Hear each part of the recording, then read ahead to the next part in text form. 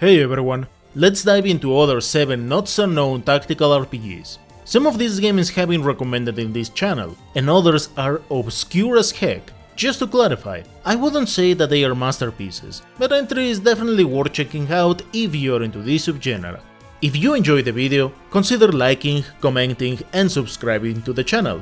Without further ado, and no particular order, let's begin. I want to open the curtain with an old entry, Ark the Lad, Twilight of the Spirits, developed by Carol Cole. Chances are that you know them because of entries like Legend of Legacy or The Alliance Alive.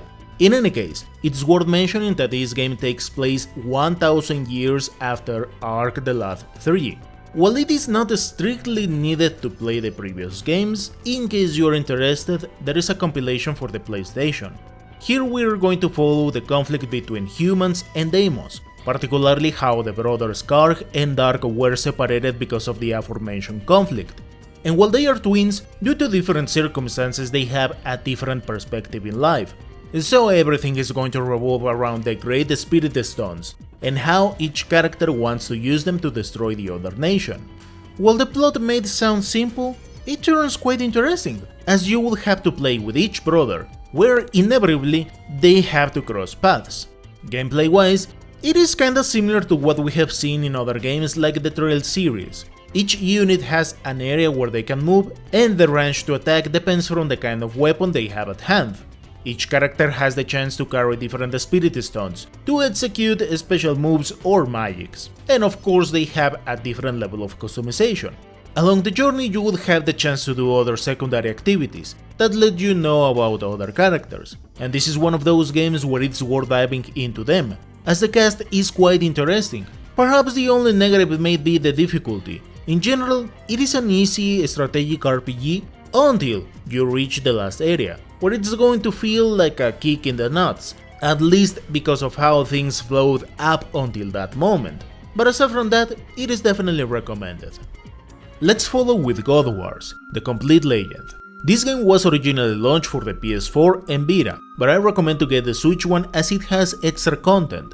It was developed by Kodakawa Shoten, the same group who helped Experiencing with Demon Gaze. Aside from that, another much better known title is Can Call. In any case, here we are going to follow a classic Japanese myth, where Tsukumi sacrificed one of her daughters. This brings a relative period of peace. Nonetheless, as time passes, everything starts to look gloomy once again, and as if things couldn't look any worse, Tsukumi disappeared. This is where we follow Kaguya, the next in line to be sacrificed. However, her friend Kintaro decides to free Kaguya, and this is how they embark in a journey to find her missing mother, where they will get to know what is going on behind scenes. This is a quite original entry because it takes on classic Japanese roots, showing the tale with some paints, visual novel elements and even animated scenes. For the most part, it is an interesting journey. Sure, there are moments that drag a bit the narrative, but it's still worth checking out. For the gameplay, we could say that this entry was influenced by Final Fantasy Tactics, as position and direction have important effects, and you can decide the order of actions, if it is worth attacking and moving or the other way around, as well as the direction your characters will face at the end of each turn. You will also have the chance to use different skills as the battles progress, being able to turn the tables on your side if needed. God Wars also takes classic ideas where each party member has different jobs, having the chance to change between them without issues, and each job with a particular set of skills that can be unlocked as you advance, being able to mix skills. Needless to say that this leads to an interesting level of customization depending how you train each party member. For the most part, it is an entertaining game, unless you're looking for something entirely new and fresh, but if this piques your interest, the post-content is quite challenging. In the next spot, let's throw a difficult tactical RPG for those who do not mind the looks, Battle Brothers, developed by Overhyped Studios. Despite the aesthetic, I would say it is worth keeping an eye here, as this small studio is working on another promising tactical RPG known as Manos, but that is the discussion for another video. Battle Brothers doesn't have the best of stories, as it randomly generates everything, so I only recommend this game for those who want to test their skills. What's interesting about this entry is that due to its random nature, each campaign will be really different, depending from each faction and how they advance on the board, having effects and consequences as the game develops.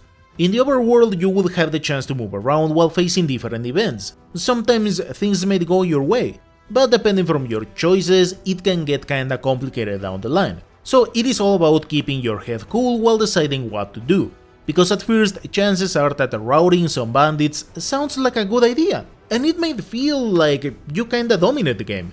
But be careful, because fighting monsters or nobles has its consequences, at least if you're not prepared. Because in this fantasy setting, humans are quite fragile, so equipment and strategy play a huge role. And as if things couldn't look bad enough, the creatures of the night feed on those who fail. Once again, I only recommend this game for those who want to test their skills as tacticians, because you won't be able to brute force your way. Sometimes it's worth moving everyone in unison, sometimes it's worth breaking the enemy lines. In summary, most confrontations will play in a different way, therefore it is not possible to rely on the same strategy every single time, unless you want to see your whole battalion fall like flies.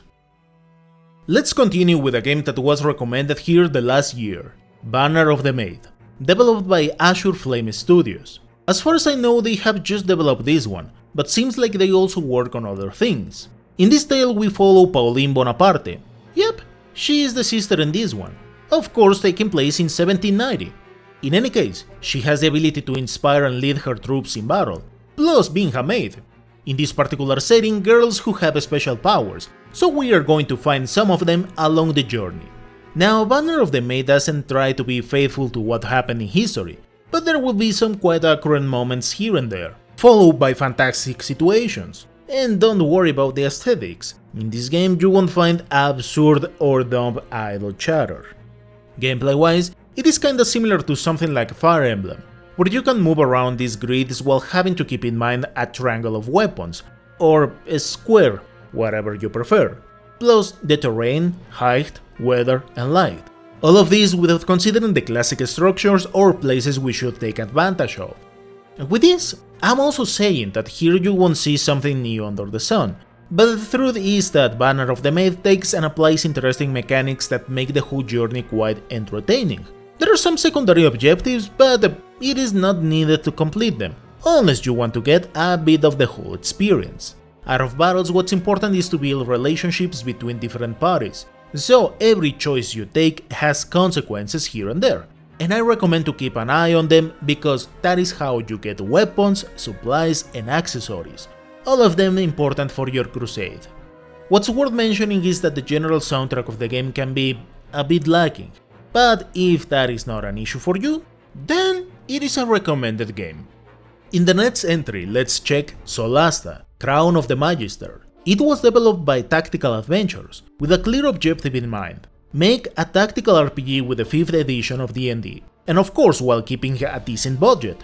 With this, I will say that there are some hiccups here and there, but let's go by parts. For those interested in this tale, we follow 4 adventurers, who are summoned to investigate the Badlands, but that is pretty much about it. As I have said before, these kinds of settings are not for everyone, but if you know how a classic D&D campaign takes form, then yeah, with some mugs by your side, it is going to be entertaining. As Battle Brothers, this is another entry that will push your skills as a tactician, so if you do not have experience with D&D, it is going to feel like a kick in the nuts. But for those who want to dive into a hellish adventure, then yep, this game is definitely recommended. As for the hiccups I mentioned before, and as it is classic in some PC games, there are multiple windows or indicators that are a bit tricky to get, so expect to mess up here and there, but hey, I am not going to be a moron knowing that this game was developed by a small studio. Whatever the case, here it's important to take your time to make your characters, as they have a lot of little things to consider as your classic D&D adventure. So, race, class, background, ability scores and identity have a huge impact along the game. In other words, the level of customization can be a bit intimidating, but rewarding as heck if you have experience with games like Baldur's Gate. However, you will also face some of those realistic mechanics that will feel punishing. as the weight you can carry, if you need ammunition, or if you are in dark places, which is most of the campaign. So since the get-go, try to have someone who helps in these kinds of situations, otherwise you will have plenty of frustrating moments, because while it is true that strategy takes an important role here, if RNG is not on your side, roll after roll you would want to abandon the game, and unfortunately there's not too much you can do on that front. However, it is part of the experience, and for those who really enjoy this journey, in Solasta you can find the stages created by other players, some of them way better than the original game. In this channel there is always room for silly stuff, and Empire of Angels is a series that had been around since 1993, but for the most part it's kind of obscure because since 2002 there were no more releases until 2016, and it is not like this game showed on pretty much any radar because it is not even rated. Now this is not a Japanese game, but Taiwanese, where we follow two nations who lived in peace. Then there was a dispute and then a plague.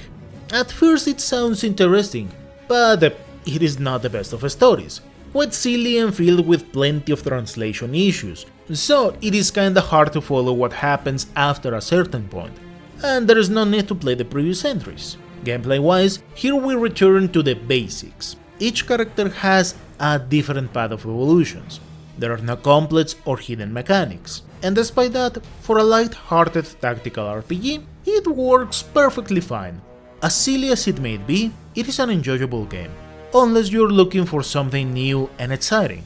If that is the case, the only thing to consider in this game is the MP bar, because you need part of it while attacking enemies.